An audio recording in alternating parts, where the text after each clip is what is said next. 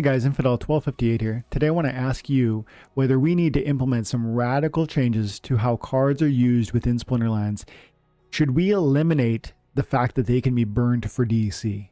Comes from a comment. So this guy's going to get an opportunity to win a plot of land for me in 2023. Last Hope goes, how exactly would DEC get to peg if you can burn reward cards with a profit already way before it reaches peg, which would increase supply again, causing it to go down? Or am I wrong?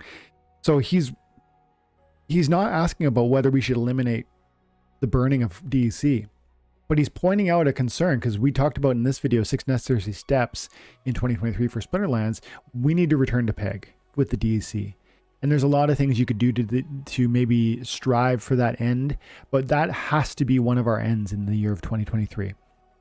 And he goes, he's raising another concern. Like, remember, not only do we have leaderboards to worry about, not only do we have concerns around maybe DCB and what that could look like and how I think that might be inflation if it's transferable, but also we've got tons of cards that can be burned. Cards like from accounts like Philip Dew. Aftersound covered Philip Dew, which is an account in Splinterlands that's obviously kind of a wallet account for a massive bot farm. We know that because Aftersound recently covered Meet Philip. He calls Have You Met Philip? It was the video. You should see this one. And he actually looked up this Philip Dew account. I don't know how he found it, but he found that they had literally 40 million collection power worth of reward cards. That's all they had on their account. 40 million CP worth of reward cards, and no other assets whatsoever. And those can be burned for DEC. 40 million CP can be burned for 40 million DEC. And if you don't know, we're making about 7 to maybe 10 million every 2 weeks from leaderboards currently, which means maybe 20 million a month.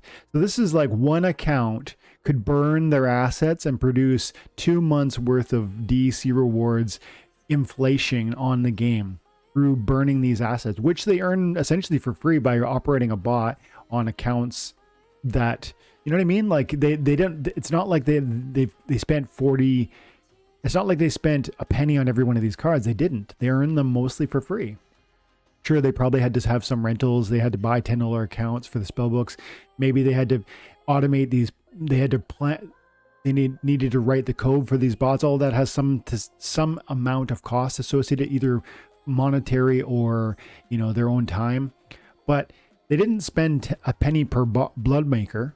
But they could burn it for that CP, for that DEC. And so his point is, look, there's a significant amount of assets that could be burnt, and that's one account. How many of these sorts of bot farms are there? I don't know the answer to that, neither do you. And I'm looking at Philip Dew today, and he's got 27 million collection power. So either he's moved 13 million collection power to a different account, or he's burnt that. And we've been following Aftersound covering this topic recently, and he said there has been evidence that a good amount of reward cards are being burned for DEC because he's been tracking how much DEC is being created. And so if the amount of DEC exceeds the season reward creation, that must mean that cards are being burned. And maybe Philip Dew is part of that, because like we said in this video, you can see he's got on the screen 40 million CP, and that's Philip-Dew. That's Philip with one L. And then when I look up his account today, it's at 26,999. And that's Philip-Dew. So look at these cards, guys. Like, this is just bananas. If you just click on one of them, I don't even think they're low level. Yeah, I bet they're all level 400s. Oh yeah, I can't click on it here. But my point is, should we just do away with this? Like, what if we just kill the ability to burn cards for DEC? Maybe that's the answer to resolving the bot farms. Maybe that's the answer to helping DEC reach its peg. And I feel like that's the end result of what Last Hope's comment would it's like the end of that conversation. Well, you're right. That is going to create peg or DEC inflation. It's going to hurt the ability to return to peg. So maybe we should just stop burning and providing card burns. I don't think so. And I think one, you'd be undermining one of the utilities that the in-game assets have always had. You've always been able to burn it. And so in some sense, when you've invited players to receive these assets, you've said, look, this is the way you'll benefit. And one of the benefits is potentially this opportunity to burn. And usually that's not desirable, because usually the value of an asset is greater than the burn value.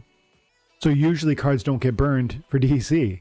But recently, due to DEC peg being broken, and because of the price of these cards and the way bot farms operate with relatively no cost or expense, they're able to do that and still, I guess, profit.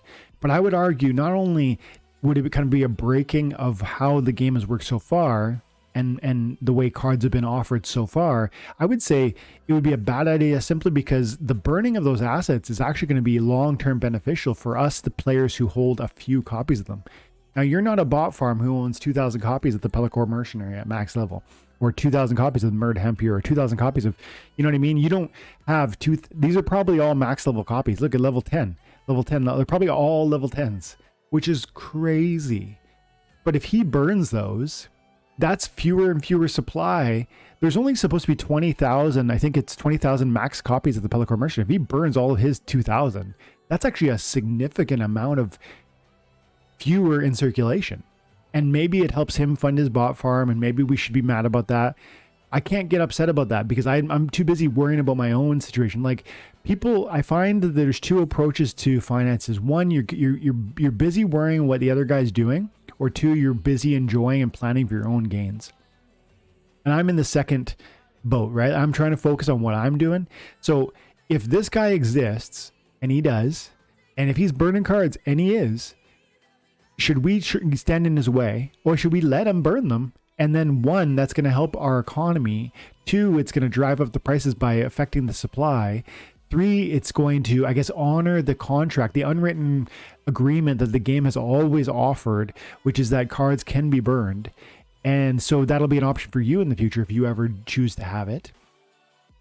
And I think lastly, I think if they're that close to burn value, I think that should tell us something about the appreciation and the price level of these cards. You know what I mean? Like, if the cards are being burned because the DEC is worth more than the US dollar value, and it's not really, it's actually right around that realm though, it's getting close, then I think that tells us something about where this game is at in terms of price fall, in terms of bear market cycle. I think we are at a floor.